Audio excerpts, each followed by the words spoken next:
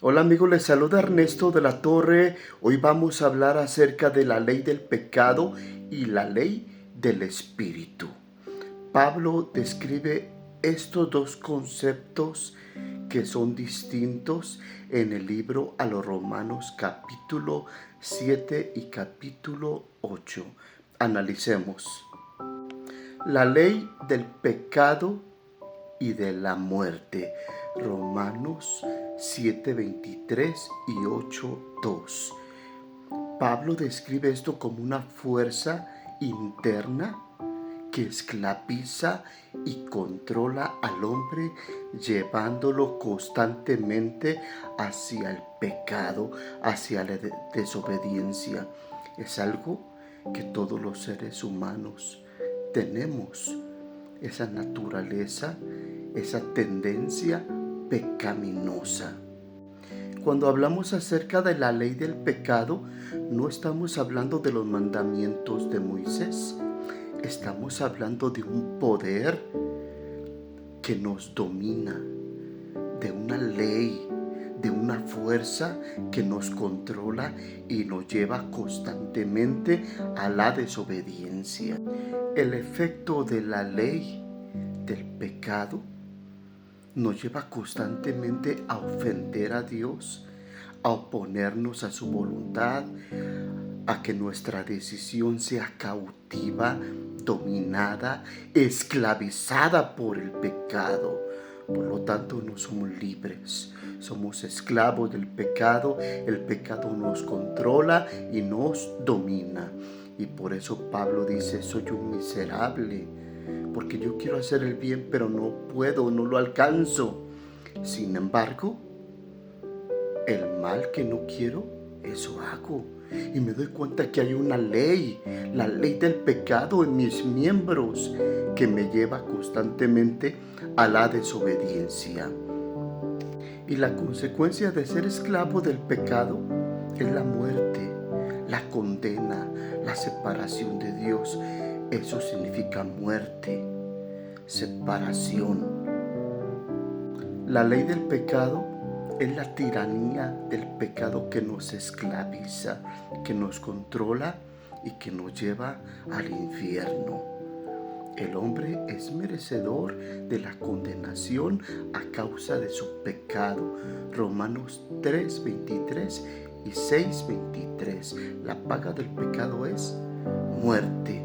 Y muerte es separación de Dios, de su presencia, del reino de los cielos, y nos lleva a la condenación del infierno. Ahora hablemos de la ley del espíritu o de la gracia. Romanos 8:2. Significa el espíritu impartiendo su poder en la persona.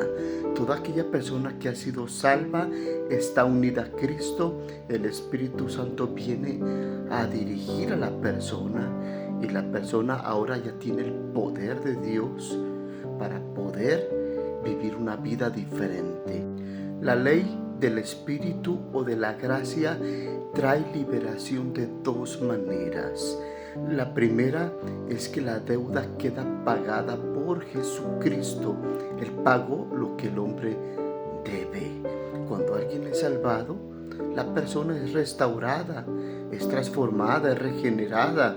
Su deuda quedó completamente pagada por Cristo, por su gracia, porque esa es la ley del Espíritu. Pagar la deuda del pecador mediante el sacrificio de Jesucristo. Otro beneficio de la ley del Espíritu es que la persona queda restaurada, transformada. Dios viene a vivir en la persona y la persona es libre del dominio del pecado, de la esclavitud. Ahora la persona queda libre para decidir si va a obedecer o a desobedecer. Ya no hay ese dominio, esa esclavitud, esa ley que subyuga al hombre constantemente al pecar. Ahora la gracia lo ha liberado de la ley del pecado para vivir una vida diferente.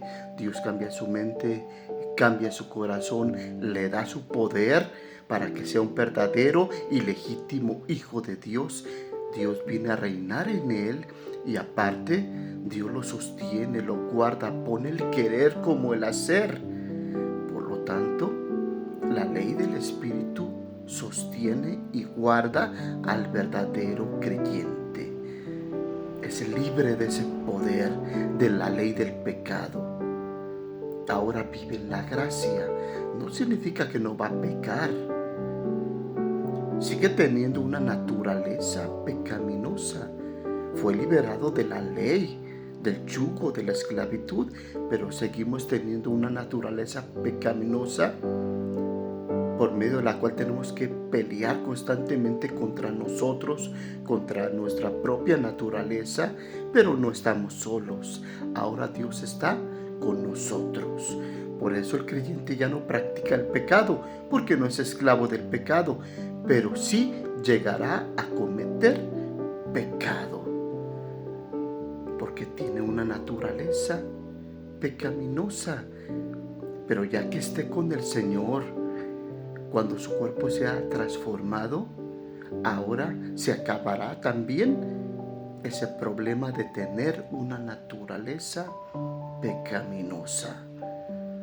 Dios ha cubierto todos los pecados del creyente. Dios lo ha perdonado completamente.